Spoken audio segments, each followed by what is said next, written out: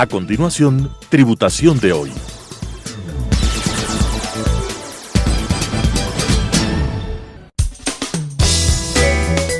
Clasificación A. Apto para todo público.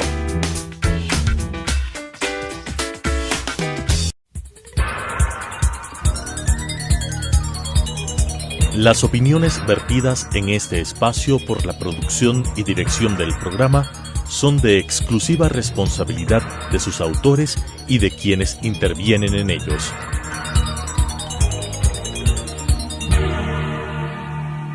Telesucesos Canal 29 UHF presenta Tributación de hoy, un programa destinado para los ciudadanos en su entorno fiscal para el Ecuador, con la conducción de la doctora Cristina Trujillo. Tributación de hoy.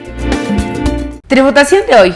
Un programa diferente donde abordaremos temas relacionados con el ámbito tributario, financiero, contable, laboral y la importante presencia de entrevistados que nos ayudarán a comprender el ámbito legal vigente en nuestro país. Tengo el día de hoy el agrado de poder contar nuevamente con la presencia de un experto en el ámbito tributario, el abogado Rodrigo Godoy. Estimado Rodrigo, bienvenido a nuestro programa. Como habíamos dicho, quedó pendiente los temas relacionados con este ámbito tributario y sobre todo los derechos y obligaciones que tenemos los contribuyentes. Una de las preguntas importantes después de tu participación en nuestra primera edición contigo era sobre estos derechos que tenemos los contribuyentes. Estos derechos sobre todo en los ámbitos, por ejemplo, ¿qué pasa cuando tengo dudas sobre la aplicación de una norma tributaria como empresa, como persona natural? Bienvenido, Rodrigo, a Tributación de hoy.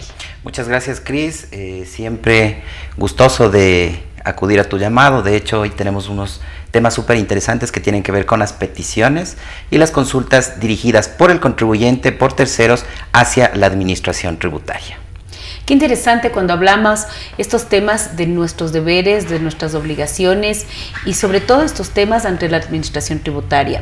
Una de las dudas que tenemos en este ámbito general, mi estimado Rodrigo, es ¿qué pasa cuando tengo yo dudas en la aplicación de una norma, en la aplicación de un artículo que le rige a lo mejor a mi actividad comercial y financiera? ¿A qué tengo derecho? Justamente el Código Tributario determina, creo que debemos ir más bien al espectro global de cuáles son los derechos que tiene en general, no solamente el contribuyente, sino la persona en el Ecuador. La Constitución de la República del Ecuador justamente identifica cuáles son los derechos y los deberes que tenemos frente al Estado, tanto como personas naturales, jurídicas o como entidades del Estado. Frente a una de ellas, nosotros tenemos el derecho a la petición que está determinado en el artículo 66 de la Constitución, en el que el contribuyente, en este caso si nos referimos a temas impositivos o las personas en generales, tienen el derecho de acudir para ante las instituciones públicas a través de una figura que se denomina la consulta. Estrictamente, ¿no es cierto? El derecho, petición constitucionalmente consagrado y la consulta que tenemos nosotros en el espectro, en el orbe tributario específicamente, y que se contiene directamente en el Código Tributario. Entonces, si yo tengo dudas sobre la aplicación de una norma, puedo establecer una consulta. Eso es correcto. Y, por ejemplo, yo soy una compañía, vamos a poner un ejemplo práctico, vamos a suponer que soy una compañía y tengo dudas cómo aplicar el crédito tributario del IVA. Digo, en el artículo 66 de la ley se establece estas reglas, estas parametrizaciones para tomarme el crédito tributario del IVA, pero por mi actividad se me generan ciertas dudas de cómo debo tomarme ese crédito tributario. ¿Tengo derecho de hacer una consulta? Efectivamente. Tenemos el derecho no solamente constitucional, sino también legal, aterrizado al tema tributario, en el que el mismo Código Tributario determina que el contribuyente puede acceder para la administración tributaria para obtener de ella una absolución de consulta. La absolución de consulta tiene básicamente dos panoramas que obviamente es preciso identificarlos.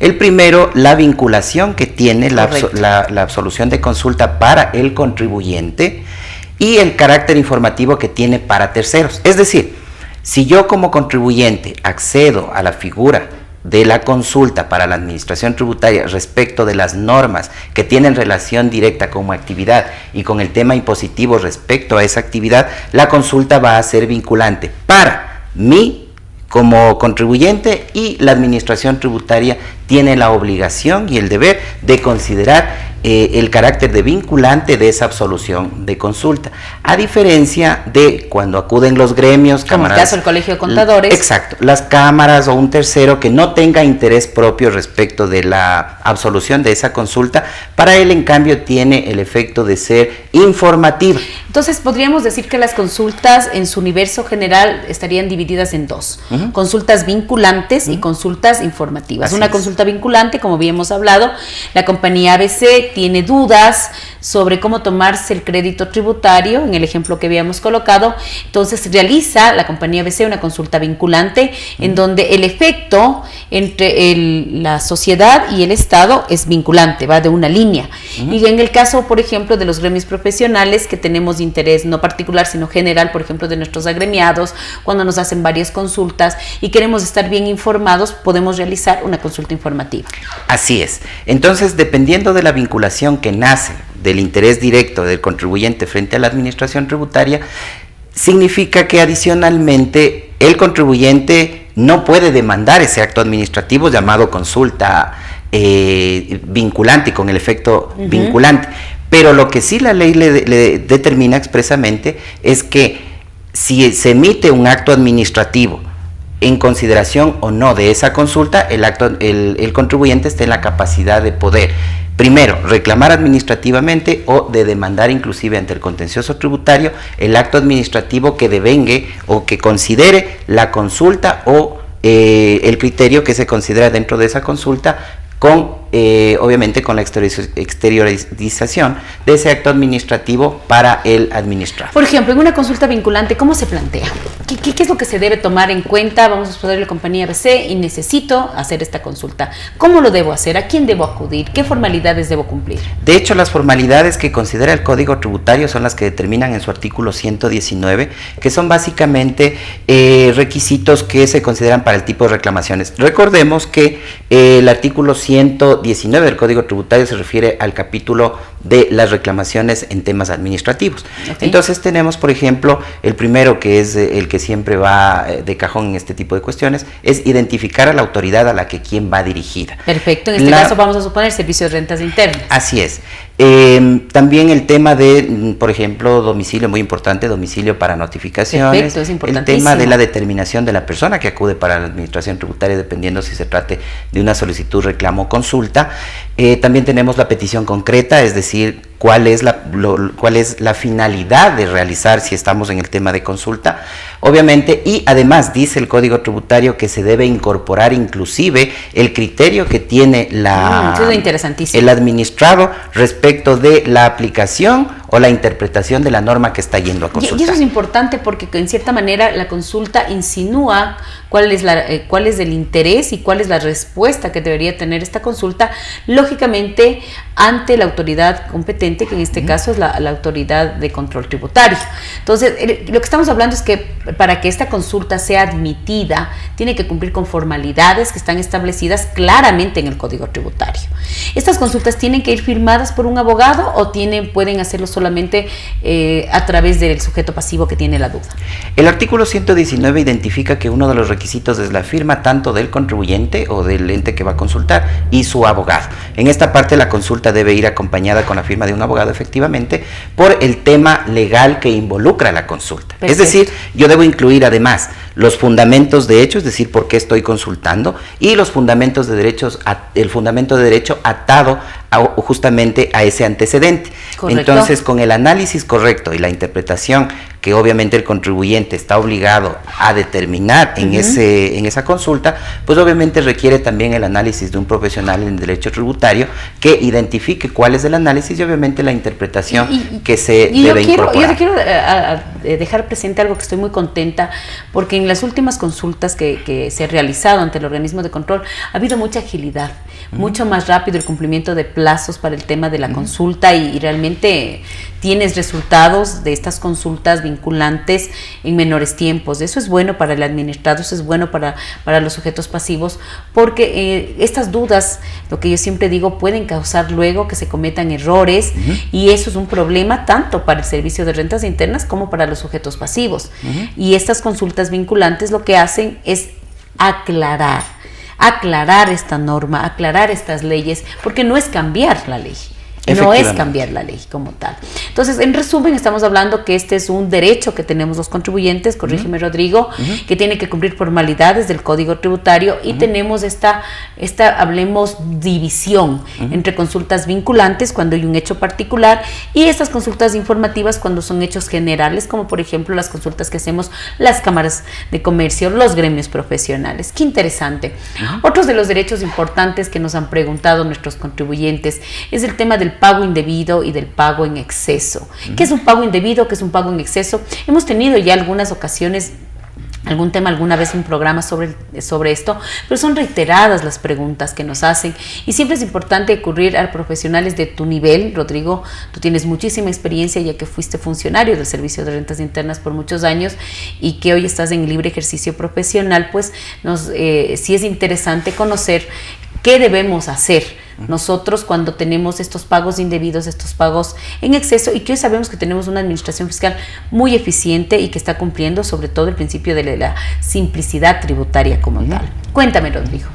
Bueno, la figura del pago indebido es una figura o una herramienta administrativa con la que cuenta igualmente el administrado respecto de sus tipos de peticiones o reclamaciones respecto de tributos que han sido satisfechos indebidamente, ilegalmente o fuera de la medida legal, cuando no se ha configurado el hecho generador de ese impuesto o cuando ese impuesto no existe en la ley. Perfecto. Entonces, acudo ante la administración tributaria efectivamente cuando el impuesto ya está pagado. Es decir, hay un importe que no precisamente sea un tributo o un impuesto, pero sin embargo se satisfizo de forma no legal o de forma no contemplada como un tributo dentro de nuestra normativa tributaria. Y ahí se genera estas dos figuras. En esencia es una figura de pago indebido, a diferencia del pago en exceso, que más bien se verifica cuando se paga en demasía un impuesto o un tributo administrado, en este caso por el Servicio de Rentas Internas. Entonces, en conceptos generales, un pago indebido es algo que no debía pagar. Si lo queremos poner en términos que nos entiendan nuestros televidentes, nuestros contadores, nuestros financieros, nuestros gerentes generales, que eso pasa. Dentro del día a día del accionar de las empresas, Rodrigo, alguna vez nos ha pasado, que hemos pagado algo que no debíamos pagar. Pero obviamente el Código Tributario te da este derecho que si hay estos pagos no correctos, a estos pagos que no debíamos pagar, se da esta figura del pago indebido como tal. Y en el pago en exceso es algo que debía pagar, pero lo he pagado en demasía. Exacto. ¿Cómo se realiza un pago en exceso? ¿Cuáles son estas formalidades que debo cumplir en un pago en exceso? Bueno, las formalidades, principalmente el pago indebido y el pago en exceso, son normas que se encuentran contempladas igual dentro de este capítulo de las reclamaciones. Perfecto, reclamaciones, Código Tributario. Puedan ser presentadas, deben reunir los requisitos del artículo 119 del Código Tributario, que habíamos determinado hace unos minutos. Entonces, obviamente va a ser motivo de atención de parte de la Administración Tributaria dentro del plazo determinado para, obviamente, que sean atendidas este tipo de peticiones, que el mismo Código Tributario determina que deben realizarse dentro del término de 120 días, que deben ser atendidas. Obviamente, si es pago indebido, pago en exceso, debe contener una resolución que atienda su pedido, negando el pedido de pago indebido, aceptándolo o asimismo con relación al pago en exceso. Como tal. Entonces, los contribuyentes lo que tenemos que mirar es estas formalidades del artículo 119, capítulo de reclamaciones, para que podamos ejercer nuestro derecho y obviamente la autoridad de control, el Servicio de Rentas Internas, cumpliendo también lo que establece la ley y el Código Tributario, dentro del plazo pertinente, pues establecerá una respuesta que puede ser favorable o no puede ser favorable. Lógicamente, la administración fiscal tiene que satisfacer de que lo que se está solicitando es adecuado, por eso establece lo que se llama la prueba, y esas son las pruebas que se tienen que cumplir dentro de los plazos que efectivamente son notificados vía una comunicación en donde nos piden que se cumplan ciertos plazos. Cuando hablamos, por ejemplo, de retenciones en la fuente de impuesto a la renta, estamos hablando de que generalmente eso se pide como un pago en exceso. Y luego de este pago en exceso, pues estamos cumpliendo todos los requisitos que el SRI nos pide para que el contribuyente sepa que tiene ese derecho y que la administración fiscal nos devuelve este valor. ¿Es correcto, no es cierto? Así es. Efectivamente, dependiendo del tipo de impuesto o del tipo de tributo que se haya satisfecho, nacerá la figura de pago en exceso, especialmente porque si hablamos de un pago indebido estaríamos hablando de que puede ser que era un tributo, un pago que se realizó sin existir siquiera el tributo en la ley. Perfecto. Entonces hablamos de pago en exceso cuando la administración tributaria obviamente tendrá que darle ese tratamiento a los pagos que hizo el contribuyente en demasía. Entonces obviamente la figura que nace de ello es pues justamente la de pago en exceso. El pago en exceso se encuentra contemplado en el Código Tributario y obviamente con la consideración de todos los requisitos que se deben incorporar en ese pedido y pues obviamente será motivo de atención por parte del Servicio de Rentas Internas. Ahora, ¿qué pasa cuando el contribuyente presenta su petición de forma oscura o incompleta? Eso, ¿qué pasa? Sí, entonces la administración tributaria, de acuerdo a la ley, tiene que ordenar al contribuyente completar o aclarar su pedido. ¿Sí? Una vez aclarado o completado su pedido, deberá darle el trámite correspondiente, obviamente a través de la facultad resolutiva, atendiendo el pedido, negando, porque la atención no significa siempre que el pedido va a ser aceptado. Claro. Lo atiende de forma negativa, es decir, negando el pedido porque obviamente no concluye o no determina todos los requisitos que incluye la norma, o a su vez no presenta toda la prueba que debería haber presentado y obviamente la administración va a negar el pedido porque el mismo se encuentra incompleto. Y es por eso que siempre digo que cuando estás haciendo estos procesos tienes que estar sumamente asesorado para que se pueda llegar a un feliz término y que obviamente puedas cumplir con este derecho que tú tienes a través de estos marcos regulatorios. Muchas empresas me han preguntado, mira Cristina, nosotros tenemos retenciones de IVA porque nos han hecho los contribuyentes especiales y estamos acumulando un crédito tributario. Cuando tenemos retenciones de IVA, ¿cuántos años podemos reclamar o solicitar, si es la palabra correcta? La norma es clara respecto de los pagos indebidos o pagos en exceso que se deben reclamar hasta en el plazo de 3 años desde que se realizó el pago. Entonces la posibilidad que tiene el contribuyente frente al Código Tributario son 3 años. Igual en el artículo 321 del Código Orgánico General de Procesos determina la norma que puede acudirse, el contribuyente puede acudir al Tribunal Distrital de lo Contencioso Tributario hasta por 3 años en una acción directa para solicitar justamente... ¿Y los 5 años? Los 5 años en el tema de IVA sí se ha determinado por parte de la Corte Nacional de Justicia respecto de que los pagos debidos no se ajustan a los 3 años sino a los 5. Es decir, en el caso de IVA, que es un tema de pago debido, ya no se ve como una figura de pago indebido, obviamente, como los demás tributos, por la característica especial que tiene justamente el impuesto al valor agregado, para que se pueda disponer la devolución hasta en 5 años, maravilla, porque se le da un símil de un título de crédito, de un título ejecutivo, perdón. Y es por eso que cuando tenemos retenciones en la fuente de IVA podemos reclamar hasta en un plazo de 5 años. Hasta el plazo de 5 años. Y hay que cumplir las formalidades que hoy te pide el Servicio de Rentas Internas en base a una resolución, en donde se tiene que pedir cumpliendo las formalidades. Hay un formato específico, luego se tiene que presentar cierta información que incluso está determinado en una resolución cómo se tiene que presentar, hasta llegar a este feliz término que es tener pues tus tributos sean indebidos o en exceso acreditados al sujeto pasivo, que hoy es a través de las famosas notas de crédito desmaterializadas, que es el proceso como tal.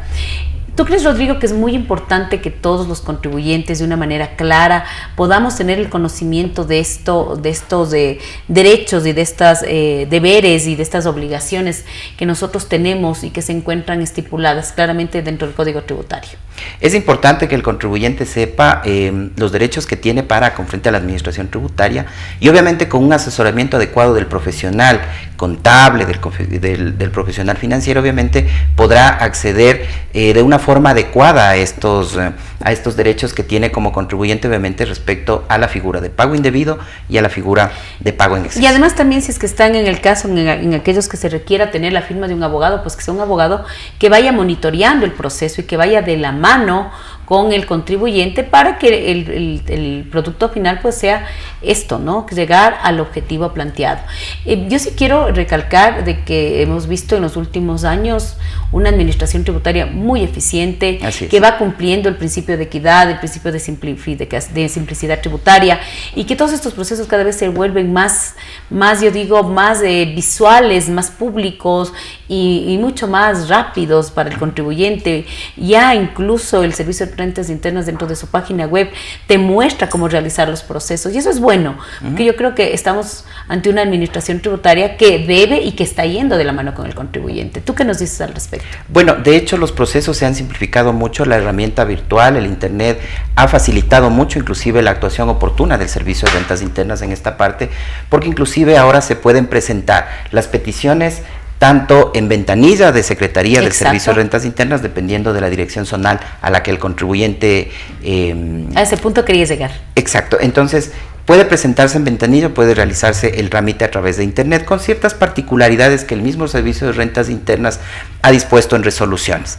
Entonces se puede presentar hasta ciertos montos, por ejemplo, el pedido vía internet se lo puede realizar hasta ciertos montos, personas naturales y sociedades en $10,000 y $5,000 respectivamente, y el tema que se hace un poco más, se facilita muchísimo el tema de poder comparecer directamente ante la administración tributaria con nuestros pedidos o a través de ventanilla con la presentación de todos los documentos, obviamente si exceden los valores determinados por la misma administración tributaria, de lo que tú dices por internet, se encuentran determinados en la página web del Servicio de Rentas Internas, hacen que esos procesos sean más amigables y oportunos. ¿Y el contribuyente puede ir monitoreando sus trámites? ¿Hay esta herramienta dentro de la página web del SRI? Efectivamente, dentro de la misma página del Servicio de Rentas Internas hay una pestaña en la que se hace el seguimiento correspondiente al trámite que se ha presentado, y obviamente podemos identificar como contribuyentes ahora que justamente cuál es el tratamiento y cuál es el plazo, donde inclusive cuál es el funcionario que obviamente podría tener a cargo el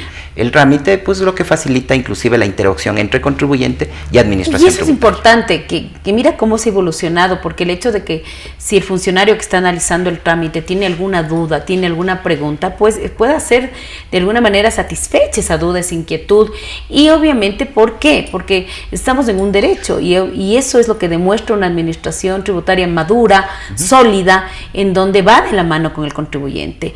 El seguir el trámite, a mí me parece genial meterse vía página web del Servicio de Rentas Internas a seguimientos de trámites, cómo va avanzando las etapas, desde que presentas el trámite, las notificaciones, cómo va avanzando, le pone al contribuyente también alerta y que pueda ir viendo que efectivamente se está dando el proceso, y si existe algún problema, acudir a la administración fiscal, acudir al Servicio de Rentas Internas y tener esa interacción, porque sabemos que podemos pedir audiencias, sabemos que podemos pedir, incluso cuando te llega una notificación de plazo en pleno derecho, pedir incluso una ampliación.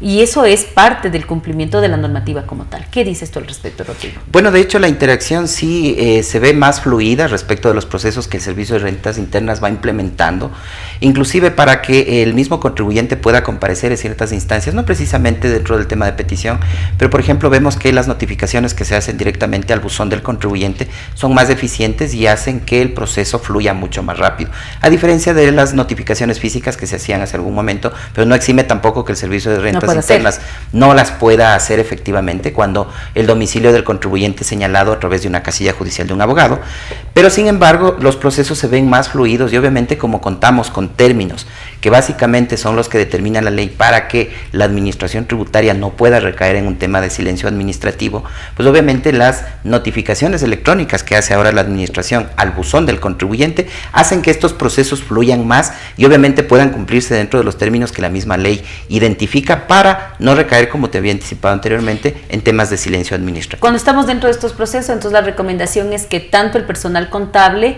como los abogados que auspician estos procesos o el personal que auspicia estos procesos estén monitoreando, estén revisando, para que no tengas pruebas no cumplidas, para que no tengas pruebas archivadas, y sobre todo para que los trámites, vuelvo y repito, se cumplan con el objetivo, que se llegue a ese feliz término. Entonces yo creo que van de la mano contribuyente, departamento contable, el personal de apoyo, porque el derecho está en la norma y hay que cumplirlo. Así es. Una de las preguntas que también nos hacían es, cuando nosotros estamos dentro de estos procesos, hay que cumplir con ciertas pruebas que la administración fiscal nos solicita, y siempre nos dicen, ¿y por qué se tiene que cumplir si la administración fiscal tiene la información? A veces la gente no entiende por qué hay que mandar ciertos puntos de información, que es importante. ¿Por qué se tiene que cumplir con todo lo que nos piden las pruebas dentro del SRI, con todos los requisitos del requisito 1, 2, 3, 4, 5? para que pueda el Servicio de Rentas Internas devolverte o no. Estamos hablando de un pago indebido o un pago en exceso. ¿Por qué es importante cumplir la prueba? De hecho, el Servicio de Rentas Internas tiene que tener la convicción completa de todo lo acontecido. Y obviamente si nosotros accedemos a una figura administrativa, procesal, como es el tema del pago indebido, pago en exceso, hay que demostrar efectivamente a la administración tributaria, primero, que se pagó. Y segundo, como le exige inclusive el Tribunal Distrital de lo Contencioso Tributario y la misma Corte Nacional de Justicia lo ha ratificado en múltiples fallos, que primero hay que identificar que efectivamente se ha pagado y segundo, que ese pago se hizo en exceso o fue indebido. O sea, que se configure ese hecho que sustenta si es un pago indebido o un pago en exceso, y cumplir todas las peticiones y cumplir todos los requisitos, y que el SRI se garantice que es una devolución correcta, idónea y justa. Efectivamente, porque recordemos que la contabilidad del sujeto pasivo en este caso es el mismo que él tiene en sus archivos, entonces tendrá que exteriorizar aquella información solicitándole al Servicio de Rentas Internas que proceda a la devolución de pago indebido, pago en exceso, cualquiera de las dos figuras, pero a través de la misma documentación que tiene el contribuyente, y que puede ser que la administración tributaria contenga también esa información electrónica en sus bases de datos. Y que existan los famosos cruces contables. Exacto. Y cruces con terceros. Así es. Estimado Rodrigo, qué interesante tú lo que nos acabas de decir. Hay que reconocer cuáles son nuestros derechos, cuáles son nuestras obligaciones, y cuando nos vamos a enfrentar a estos procesos, sustentarlos bien, para que nuestro Servicio de Rentas Internas, de una manera justa, clara, rápida y oportuna, nos pueda dar una buena noticia de que han sido aprobados. Quiero que te despidas de nuestros televidentes y comprometerte, como siempre, que nos sigas acompañando en tu programa. Muchísimas gracias, Cris, a los televidentes de este programa, que realmente es de una ayuda espectacular para el profesional, no solo contable, sino también legal en temas tributarios. Agradecerte mucho por la invitación y siempre pues compartiendo datos e informaciones muy de la mano, muy actuales, vigentes, respecto del acontecer contable y tributario, que tiene pues que ver directamente con los derechos y deberes del contribuyente y de la administración tributaria. Gracias, Rodrigo. Como siempre, para mí el hecho de tener entrevistados de la altura de Rodrigo Godoy, un excelente profesional en el ámbito legal, le da esa importancia al ámbito tributario que se vive en nuestro país. Espero verles en una nueva edición de Tributación de hoy. Buenas noches. Las opiniones vertidas en este espacio por la producción y dirección del programa son de exclusiva responsabilidad de sus autores y de quienes intervienen en ellos.